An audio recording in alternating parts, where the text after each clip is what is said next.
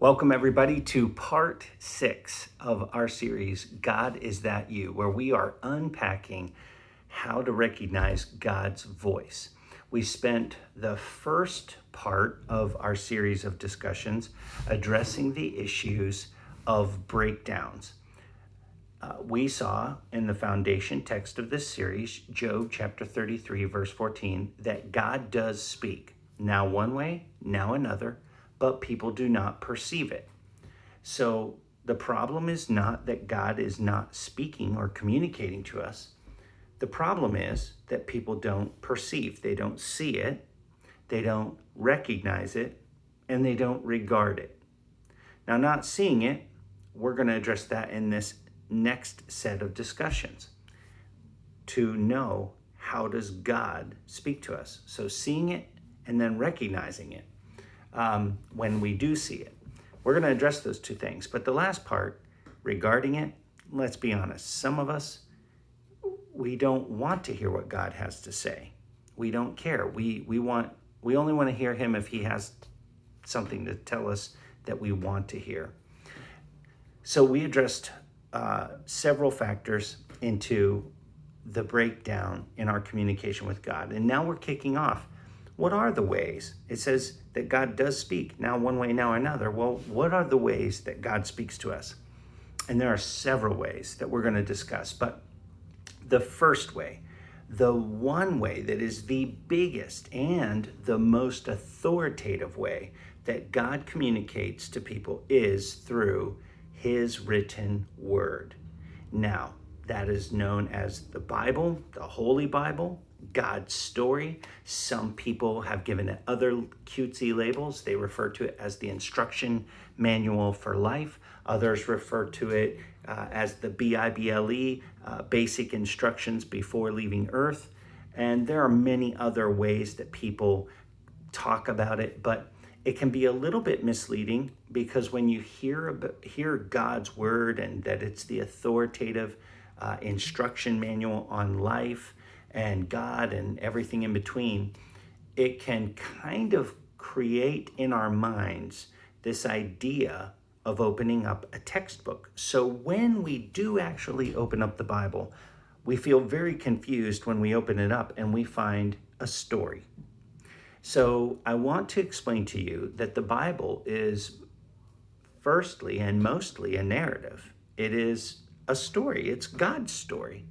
It's God's story about how a very real God engaged very real people throughout history that has been recorded. And not only did this God engage real people in history, but he became one of the characters in the earthly story.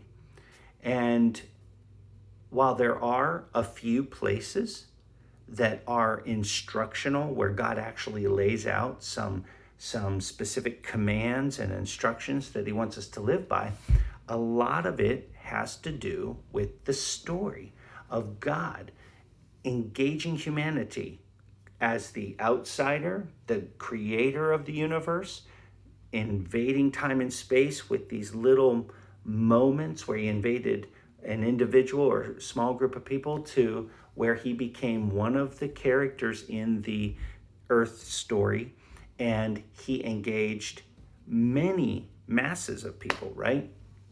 So through this God story, apart from the instructions and commands that are in there, we see God interacting with people, and through this God story, he reveals himself to us, and he reveals what he likes and what he dislikes, what makes him happy and what breaks his heart. He reveals his personality. He reveals his character. He reveals his expectations and standards and his intentions toward humanity. And in this God story, you will find a lot of answers, but you will also find a lot of questions. And the more you read it and study it, the more answers you'll find, but the more questions you'll come up with. And this should not surprise us. Life and this natural universe are very big and complex. And the God that created it all is even bigger and more complex. So this shouldn't surprise us, and we should not expect that everything there is to know, all the answers to every mystery and question regarding our life, regarding our universe, our world that's natural, let alone the supernatural being that made it all, we shouldn't expect that these will be simple answers, right, to complex issues. That wouldn't make anybody happy.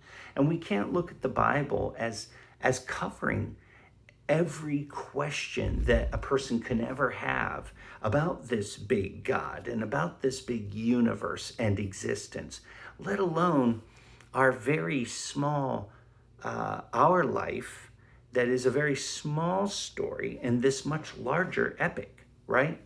So the Bible does introduce some very specific instructions and commands and on certain practices and behaviors, but it also introduces broader principles and boundaries and some specific metrics that we can measure our lives by, that are values that God has over values that people have.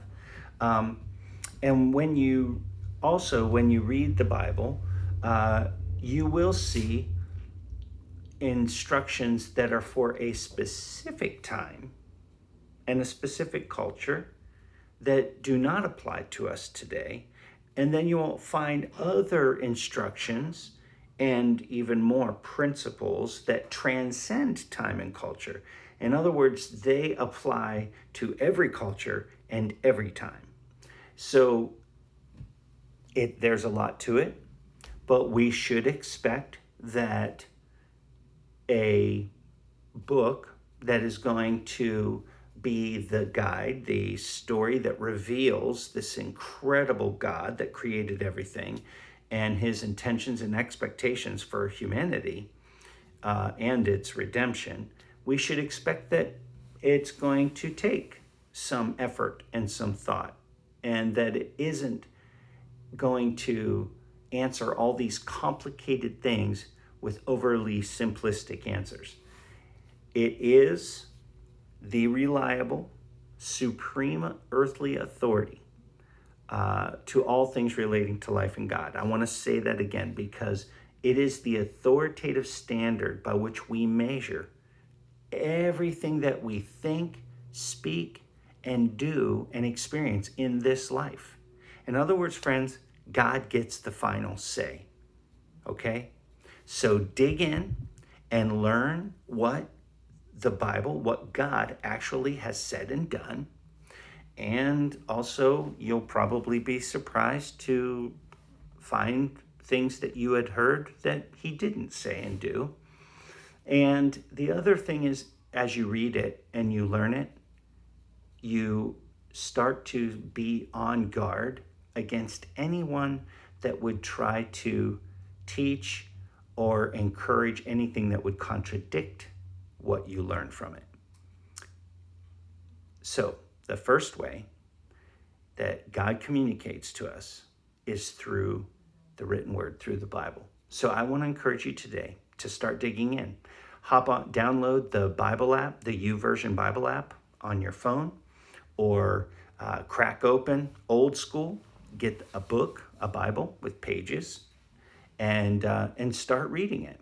There are 1-year Bible reading plans, or you can just crack open the Bible to the book of Matthew and start reading the New Testament. It doesn't really, I don't care where you start. I'd encourage you to start in the New Testament and be introduced to Jesus first and foremost, and then you can find a reading plan that suits your fancy, but start digging in. And as you do, I am confident that God is going to be speaking to you. And through this written word will come all of the other ways that we're going to see that God communicates to us. And so I look forward to sharing those with you in future talks. So have a great day and God bless.